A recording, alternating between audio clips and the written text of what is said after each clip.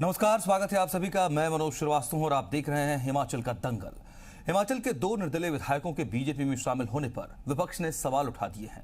देहरा से निर्दलीय विधायक होशियार सिंह और जोगिंद्रनगर के निर्दलीय विधायक प्रकाश राणा बीजेपी में शामिल हुए और इसके खिलाफ नेता विपक्ष मुकेश अग्निहोत्री ने विधानसभा अध्यक्ष विपिन सिंह परमार को लिखित शिकायत दी है और इन दोनों ही निर्दलीय विधायकों की सदस्यता रद्द करने की मांग की है।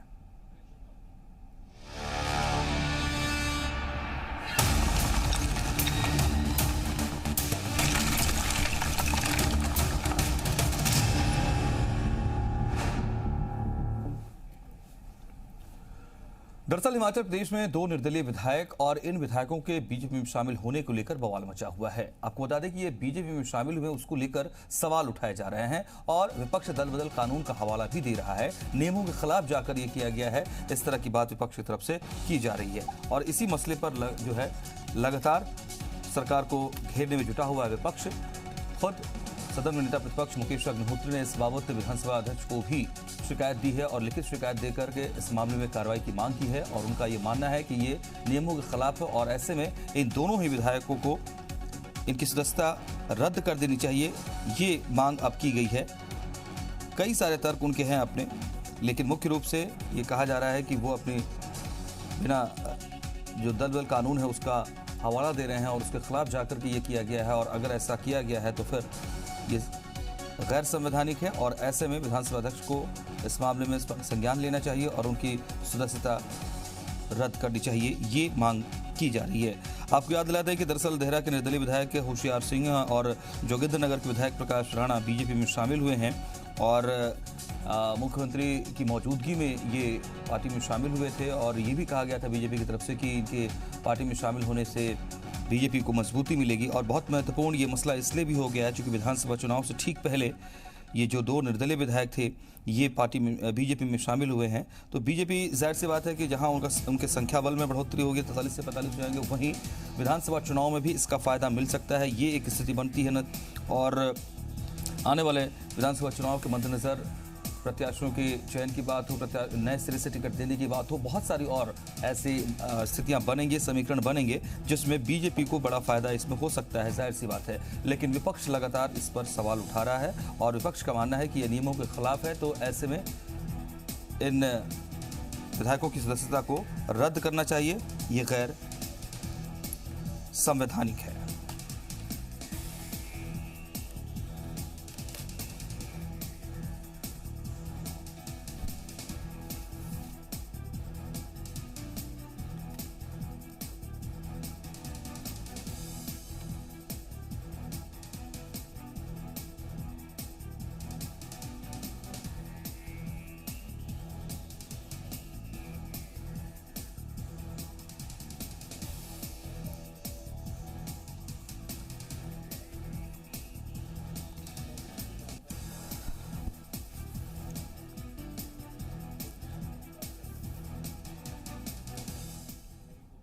तो इस मसले पर आज हम डिबेट करेंगे और कुछ खास मेहमान हमारे साथ जुड़ेंगे। आपको बताते चले कि हमारे साथ कौन कौन से लोग इस वक्त जुड़ चुके हैं हमारे इस डिबेट में।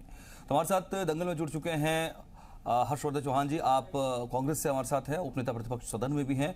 होशियार सिंह जी, आप देहरा से विधायक हैं और बीजेपी में शामिल हुए हैं। सवाल आपसे भी बहुत सारे हैं, विपक्ष के भी खैर हैं, कुछ सवाल मेरे भी होंगे। बहुत स्वागत है आप दोनों का हमारे साथ आज के इस दंगल में शामिल होने के लिए। तो होशियार सिंह जी, आपके पास ही पहले आता हूँ। सवाल इतने उठ गए हैं कि आप लोगों की सदस्यता रद्द करने की बात हो चली है।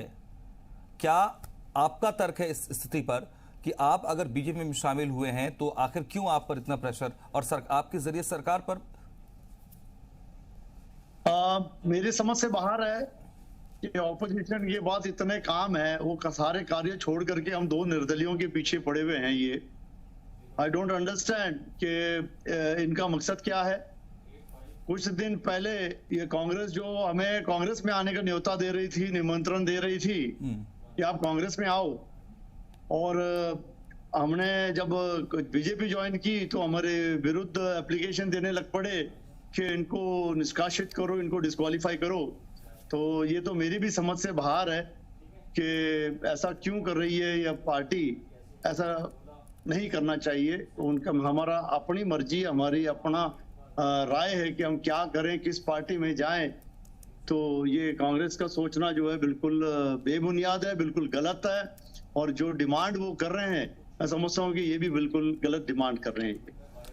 ठीक है, आप अपनी बात इस तरीके से रखते हैं। हमारे साथ सदन में उपनेता हर्षवर्धन चौहान जी भी। हर्षवर्धन चौहान जी, एक तो आरोप आप लोग लगा रहे हैं वो ठीक है, लेकिन एक आरोप देखिए अभी अभी फिर इन्होंने और जड़ दिया। अब इसका भी जवाब आपको भी देना पड़ेगा। लालच दिया जा रहा था, आप में नहीं गए क्या? इसलिए ये इधर, इसलिए आप इनको घेर रहे हैं? नहीं, होशियार सिंह जी जो है राजनीति में नए खिलाड़ी हैं। जिस तरह से अभी इन्होंने कहा है कि हमारी मर्जी है, जो इन्होंने शायद एंटी डिफेक्शन लॉ जो है वो नहीं पढ़ा है, उसमें विधायक जब चुन जाता है तो उसको क्या करना है, पॉलिटिकल पार्टी ज्वाइन करनी है नहीं है, वो सारा दिया हुआ है। और 10th शेड्यूल में है कि अगर कोई व्यक्ति, कोई एमएलए इंडिपेंडेंट चुन के आता है तो वो किसी भी पॉलिटिकल पार्टी को ज्वाइन नहीं कर सकता है। और अगर वो ज्वाइन करेगा तो वो है, उसकी डिस्क्वालिफिकेशन जो है वो होनी निश्चित रूप में है। अब होशियार सिंह जी मेरे तो मित्र हैं, सम्माननीय है, ये कह रहे हैं कि हमारी मर्जी है। मर्जी नहीं चलती। हिंदुस्तान जो है, हिंदुस्तान तो कानून से बंधा हुआ है और हर विधायक, एमपी जो जनप्रतिनिधि है वो एंटी डिफेक्शन लॉ के मुताबिक ही उसको किसी पॉलिटिकल पार्टी को ज्वाइन करना पड़ेगा। अगर कोई पॉलिटिकल पार्टी का व्यक्ति विप को नहीं मानता है, कोई एमएलए विप को नहीं मानता है, विप इशू होता है, हाँ। और उसको नहीं मानता तो लाइकली टू बी डिस्क्वालिफाइड। हाँ, और ऐसे ऐसे बहुत सारे केसेस हुए हैं, बहुत सारे केसेस हुए हैं इस तरह के। अब ये इनका अनाड़ीपन है, नए है ये राजनीति में, और भावुकता में बह करके जो है इन्होंने जो है वो बीजेपी को ज्वाइन कर लिया है और he is likely to be disqualified. जो पिटीशन की है हमारे कांग्रेस पार्टी ने वो बिल्कुल ठीक ही है। और मैं इनको ये भी बताना चाहूंगा कि इन्होंने पढ़ा नहीं है, क्योंकि भारतीय जनता पार्टी इन्होंने ज्वाइन की है।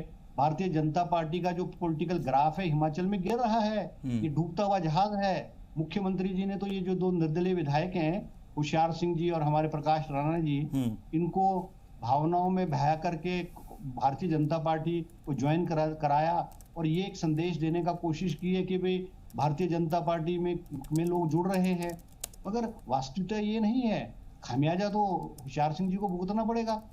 और विद इन 3 मंथ्स, ये मैं इनको भी कहना चाहूंगा होशियार सिंह जी को, कि पिछले साल सुप्रीम कोर्ट का डिसीजन है, जो पिटीशन फाइल होगी विद इन 3 मंथ्स उसका डिसीजन जो है वो स्पीकर को करना है। अभी मुख्यमंत्री जी का भी मैंने बयान पढ़ा कि भाई हमारी मर्जी है। मर्जी थोड़ी चलती है, जो प्रदेश है, देश है, हर चीज कानून से बंधे हुए है, तो कानून के मुताबिक ये होगा। वो ठीक है, बात ये एक स्थिति बन रही है। लेकिन सवाल ये भी है कि अगर आप लोगों ने इस बात को लेकर के शिकायत दी हुई है विधानसभा अध्यक्ष को, और मुझे लगता है कि अब करीब करीब 2-1 हफ्ता होने को है शायद, और कोई जवाब आया नहीं है, तो क्या ये माना जाए कि विधानसभा अध्यक्ष या तो उस मामले को अभी देख नहीं पाए हैं, क्योंकि जब दिया गया था आपकी तरफ से तो व्यस्तताओं का हवाला था, बाहर थे वो, ठीक है, तो क्या ये माना जाए, या इस रूप में इसको देखें कि शायद उसमें कुछ ऐसा है नहीं और कोई कानून के खिलाफ वाला मामला अभी नहीं बन रहा है, इसलिए चुप्पी है? नहीं, देखो, जो डिस्क्वालिफिकेशन, जो एंटी डिफेक्शन लॉ है, उसमें क्लियर कट गाइडलाइंस पूरी की पूरी कानून बना हुआ है। ठीक है। स्पीकर साहब का ये कहना कि मैंने अभी तक देखा नहीं है, मगर he has to decide it within 3 months. ये सुप्रीम कोर्ट के आदेश है, सुप्रीम कोर्ट के बहुत सारे एंटी डिफेक्शन लॉ के जो केसेस हुए हैं, और स्पीकर को सुप्रीम कोर्ट की गाइडलाइंस है। जो एंटी डिफेक्शन लॉ के केसेस हैं, वो ऐसा नहीं है कि स्पीकर उस पे बैठ जाएगा, अपने आप पिटीशन पे बैठ जाएगा और कुछ भी नहीं करेगा। He has to decide it within 3 months. अगर वो नहीं करेंगे, हम सुप्रीम कोर्ट जाएंगे, हम हाई कोर्ट जाएंगे, and they are likely to be disqualified. मैं होशियार सिंह जी से कहना चाहूंगा, ये आपका जल्दबाजी में उठाया हुआ कदम है। आपको जो भी करना था आप सोच समझ के करते। आपको इतनी जल्दी क्या हो रही है? कोई आपको बीजेपी ने भी टिकट थोड़ी अलॉट कर देना है, कोई चुनाव घोषित थोड़ी होगी। अगर आपकी विचारधारा भारतीय जनता पार्टी से थी, you should have waited for the election जब डिक्लेयर हो जाता, अब उसके बाद आप एज एन एमएलए क्विट करते और पॉलिटिकल पार्टी मैं आपके पास फिर आता हूं फिर से हर्षवर्धन जी। होशियार सिंह जी, देखिए, दल बदल कानून का जो हवाला दिया जा रहा है उसमें ये लाइन तो है 10th क्लॉज में, बिल्कुल ये बात है कि हाँ, आप अगर निर्दलीय के तौर पर आप जीत करके आए हैं और आप कोई पार्टी ज्वाइन करते हैं तो फिर आपकी सदस्यता पर सवाल उठेंगे, उसको चुनौती दी जा सकती है, उसको खत्म किया जा सकता है। क्या आपने इसका ध्यान नहीं रखा? क्या आपको लगता है कि आपने एक बड़ा रिस्क ले लिया है ऐसे समय में जबकि विधानसभा चुनाव है? यानी आपके लिए भी समीकरण बनने बिगड़ने वाली हो सकती है अगर सही तरीके से मामला नहीं बना तो। हाँ देखिए, सबसे बड़ी बात तो है कि let the law take its own course. इन्होंने जो भी कंप्लेंट दी होगी या जो भी किया होगा ये मैं नहीं जानता, मेरे पास तो अभी तक इसकी कोई जानकारी नहीं है। लेकिन जो हमारे सीनियर लीडर हर्षवर्धन जी जो बोल रहे हैं कि एक अनाड़ीपन है या भावुकता है या डूबता हुआ जहाज जो कह रहे हैं, ये मैं इस बात के ऊपर कहना चाहूंगा हर्षवर्धन जी को कि सर ये ना तो ये कोई अनाड़ीपन था। अगर मैं आज कांग्रेस में होता तो आप ये सवाल नहीं उठाते। ये तो आज हम बीजेपी में चले गए तब आप ये सवाल उठा रहे हैं। इतने दिन आप हमारे मगर रहे कि हाँ आ जाओ आ जाओ आ जाओ, हम आपको ले लेते हैं, हम आपको टिकट देते हैं। कई लोग आपके बड़े नेता हमें लोभन और लालच देते रहे, तो हम नहीं आए। अगर आपके आप जुड़ गए होते तो आपने ये बातें आज नहीं रखनी थी और ना ही आपने कोई एप्लीकेशन देनी थी डिस्क्वालिफिकेशन की। तो सर ना तो ये कोई जल्दबाजी वाला कोई सवाल उठता है। और जो बात आपने कही कि जो हमें एक प्रलोभन दिया गया या लालच दिया गया या डूबता हुआ जहाज है, ये बिल्कुल गलत है। मैं यदि आपको आपका रिकॉर्ड बताऊं हिंदुस्तान का, 2016 से 2021 तक 44% कांग्रेसी डिफेक्ट करके गए हैं। From Congress they defected and join different parties, BJP और अदर पार्टीज। 2016 से 2021 का आप रिपोर्ट निकाल लें कि कितने कांग्रेसी जो है पार्टी छोड़ के चले गए, तो 44% है। 44% which is a very very big percentage. तभी मध्य प्रदेश देख लो आप, राजस्थान में जो आपके कई लोग चले गए, फिर उनको मनाया, फिर रोका, आपकी सरकार मध्य प्रदेश की गिर गई। वैसे ही आपके 4 इलेक्शन आपने अभी अभी लूज किए हैं, उसमें यूपी में कई लोग आपके जो है जो दूसरी पार्टियों में चले गए। मैं समझता हूं कि ये जो बातें जो ये रख रहे हैं, ये it's a non political issue, इसे ज्यादा पॉलिटिसाइज करने की आवश्यकता नहीं है। हाँ, लॉ को हम भी मानते हैं, whatever law says, whatever law will do we will accept it, हम उसको एक्सेप्ट करेंगे, हम बिल्कुल लॉ अबाइडिंग सिटीजन है।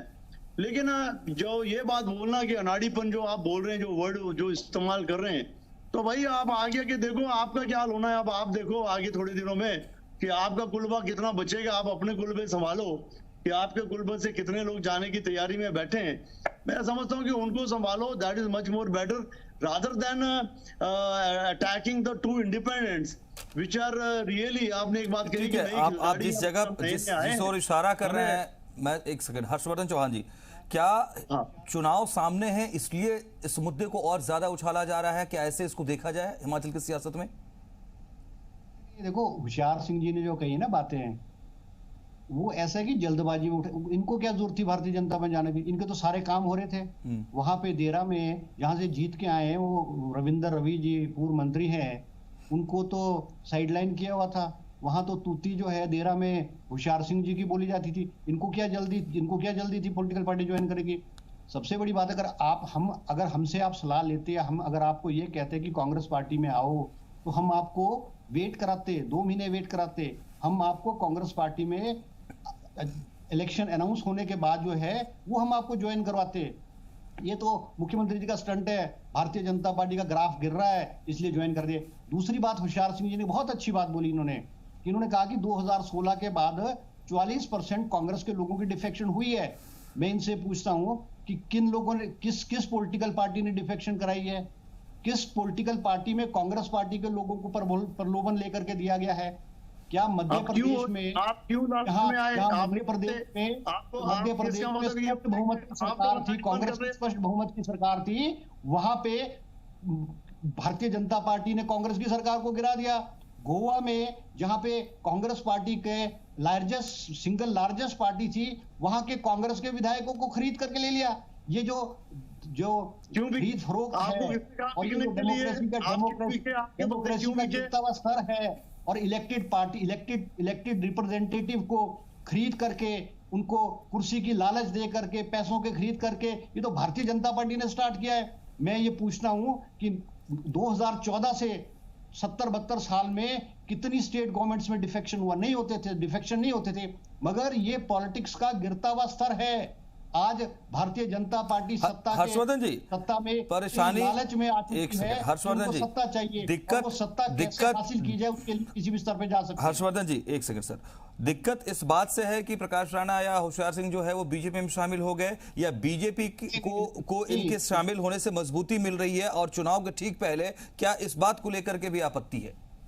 नहीं, प्रश्न ये नहीं है, प्रश्न इनका होशियार सिंह जी का और प्रकाश राणा जी का नहीं है, प्रश्न तो असूलों का है। प्रश्न तो ये है कि कोई भी प्रतिनिधि जो इलेक्टेड एमएलए है, इंडिपेंडेंट है, वो किसी भी पॉलिटिकल पार्टी को नहीं ज्वाइन कर सकता।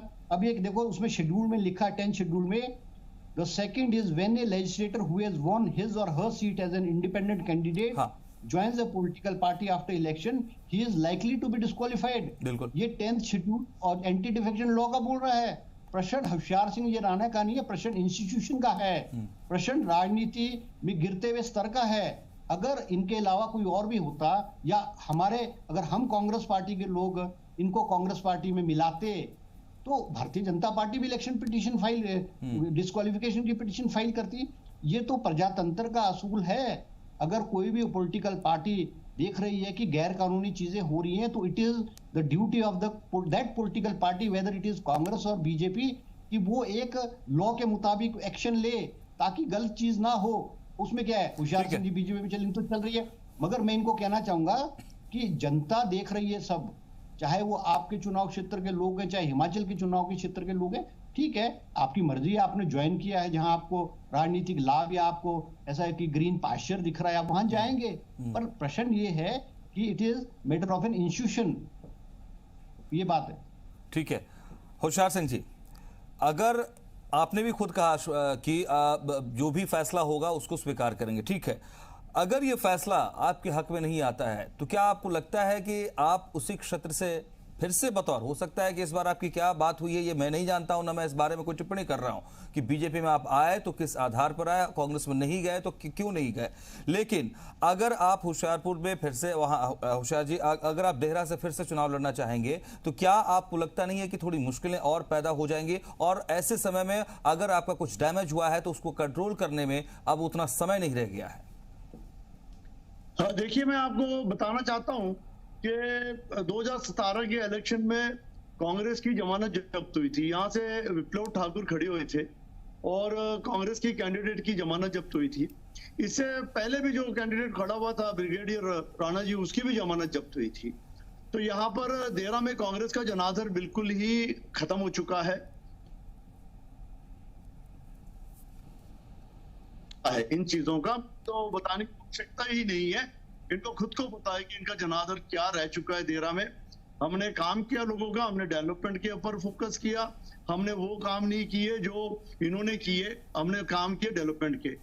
और इसीलिए जनता आज हमारे साथ जुड़ी हुई है, दिल से जुड़ी हुई है। यहाँ जो जनता है वो होशियार सिंह को जानती है, पार्टी को नहीं जानती, पर होशियार सिंह को जानती है, और लोग हमारे साथ दिल से चले हुए हैं। और अगले इलेक्शन में आपको पता चल जाएगा, जब एक बहुत बड़ा रिकॉर्ड विनिंग होगी तब आपको अपने आप पता चल जाएगा। ठीक है, चुनावी गणित तो है, यहां पर इस बात से इनकार नहीं कर सकते हर्षवर्धन चौहान जी, चुनावी गणित तो है। अगर देहरा सीट को लेकर के ये बात हो रही है कि वो सीट अगर बीजेपी के लिए अपने खाते में सिग्नेटरी की सीट के तौर पर हो जाए, तो अगर उस हिसाब से भी हम इसको देखें इस डिसीजन को, तो क्या आपको लगता है कि यहाँ कांग्रेस को और ज्यादा इस बार फिर चुनौती बड़ी हो जाने वाली है? निश्चित रूप से देखो, प्रश्न हार और जीत का नहीं है, प्रश्न कांग्रेस और बीजेपी का नहीं है। प्रश्न ये है कि हमारी डेमोक्रेसी और डेमोक्रेटिक नॉर्म्स जो है, वो जो बनाया है, एक असूल बनाया है कि इलेक्टेड रिप्रेजेंटेटिव को क्या करना है, कैसे करना है, कब करना है, उस पे अगर इलेक्टेड रिप्रेजेंटेटिव नहीं चले तो उसकी जो है उसके अगेंस्ट इलेक्शन पिटीशन भी होगी, और जनता की नजरों में वो इलेक्टेड रिप्रेजेंटेटिव जो है वो नजरों में गिरता है। अब होशियार सिंह जी को एज एन इंडिपेंडेंट इलेक्ट किया था। हाँ। इनको इतनी क्या जल्दी हो रही थी कि वो नेक्स्ट इलेक्शन डिक्लेयर होने से पहले बीजेपी ज्वाइन करते। और सबसे बड़ी बात है होशियार सिंह जी, हालांकि होशियार जी बता नहीं रहे हैं, मैंने भी दो टुक सवाल किया नहीं है कि आखिर क्या जल्दबाजी रही है होशियार सिंह जी। मुख्यमंत्री से इनकी तो तूती बोलती थी, वहां पे देहरा में तो तूती बोलती थी, इनके तो काम हो रहे थे, मुख्यमंत्री के तो ये बड़े करीबी थे। मगर प्रश्न ये है असूलों का, एक पब्लिक परसेप्शन, पब्लिक का जो व्यक्ति है उसकी वो कैसे अपने आप को कंडक्ट करता है वो ज्यादा इंपॉर्टेंट है। कांग्रेस जीतती है, हारती है, कोई जीतेगा कोई हारेगा, ये तो चलता रहता है डेमोक्रेसी में। मगर डेमोक्रेसी को सेव करने के लिए और एक एक इलेक्शन का, एक इलेक्टेड रिप्रेजेंटेटिव को एक लेवल मेंटेन करना चाहिए। प्रश्न इस बात का है। सत्र एक आखिरी संभवतः है और मुझे लगता है कि कोशिश ये होनी चाहिए थी कि जो सत्र हो वो इस आगे आने वाला वो बेहतर हो, सच चूंकि अब चुनावी साल है ये, लेकिन हंगामे के आसार पूरे नजर आते हैं। और अगर ऐसे आसार होंगे तो होशियार सिंह जी, प्रताप राणा जी, आप लोग भी जिम्मेदार होंगे। आपको लगता है कि ये मामला जल्दी सुलझना चाहिए? बिल्कुल, जो भी है, मैंने पहले कहा कि we are a law abiding citizen, whatever the law will take course, we are ready to accept that. और हमें लगता है कि हमने कोई बड़ा गलत काम नहीं किया है। हमने अपने किसी पार्टी से अगर हम जुड़े भी हैं तो इसमें कोई अच्छा होशियार सिंह जी, एक सवाल और है। आपने इस्तीफा दिया नहीं और आपने सीधे पार्टी ज्वाइन कर ली। मैं चाहूंगा कि इसके बारे में जरा आप बताएं खुद। जी पार्डन? कि आपने इस्तीफा नहीं, मतलब सदन से आपने बतौर निर्दलीय आप ठीक है, लेकिन सीधे जब आप किसी पार्टी में होते हैं तब तो इस्तीफे की स्थिति होती है, लेकिन आप निर्दलीय हैं और आप सीधे अगर किसी पार्टी में को ज्वाइन कर ले रहे हैं तो इस बीच में क्या आप विधानसभा अध्यक्ष से आपकी मुलाकात हुई है कि क्या ये तरीका सही है या नहीं है? क्योंकि अभी तक दोनों पक्ष विपक्ष के बीच में हम मान के चलते हैं अध्यक्ष को। मेरे अभी तक ना तो किसी से मुलाकात हुई है और ना ही मुझे कोई नोटिस।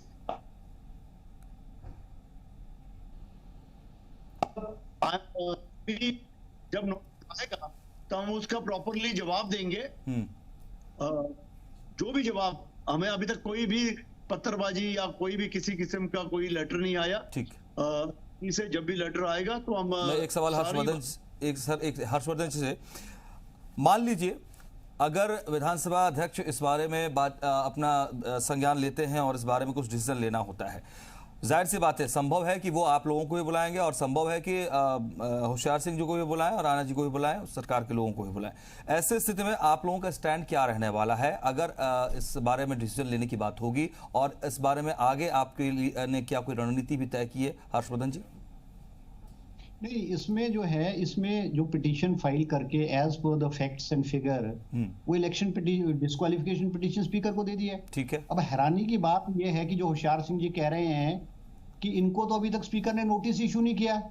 अब आप देखिए कि स्पीकर के ऑफिस की सीरियसनेस कितनी है कि 1 हफ्ता 1.5 हफ्ता होने के बाद भी वो जो जिनके अगेंस्ट पिटीशन फाइल की है उनको नोटिस भी इशू नहीं किया है। और सुप्रीम कोर्ट की तो है कि within 3 months this is to be decided. तो लगता है कि क्योंकि स्पीकर भी इनकी पॉलिटिकल पार्टी के स्पीकर हैं तो वो भी इसमें स्लो डाउन करने की कोशिश करेंगे। अगर उन्होंने टाइम बाउंड में उनको इस पिटीशन को डिस्पोज ऑफ नहीं किया as per the law, we can go further to the High Court and the Supreme Court also. ठीक है। ये तो मतलब एक नॉर्म्स का इशू है ना। हाँ, इंस्टीट्यूशन की बात है ये तो। ठीक है। कुल मिलाकर के कांग्रेस के तेवर सख्त नजर आ रहे हैं और इस मसले पर जो है वो संविधान के हवाले, कानून के हवाले जो है वो आगे तक की लड़ाई ले जाने की तैयारी नजर आती है। लेकिन होशियार सिंह जी आपके सामने, प्रकाश राणा जी के सामने, आपके सामने अब चुनौती डबल है। वो ये है कि आपको अपनी सीट जो है आप पार्टी में शामिल हुए और लौट करके अगर आप वहां कोई स्थिति बिगड़ती है, जब आप अपने क्षेत्र में फिर आएंगे तो जनता को वही कनेक्शन कैसे आप स्टैब्लिश करेंगे, और चूंकि बीजेपी में जुड़े हैं तो कहीं बीजेपी को तो इसका नुकसान नहीं होगा। ये भी चुनौती आपके सामने है। देखते हैं आगे होता क्या है इस मसले पर। शुक्रिया आप सबका हमारे साथ जुड़ने के लिए, इस मसले पर बात रखने के लिए।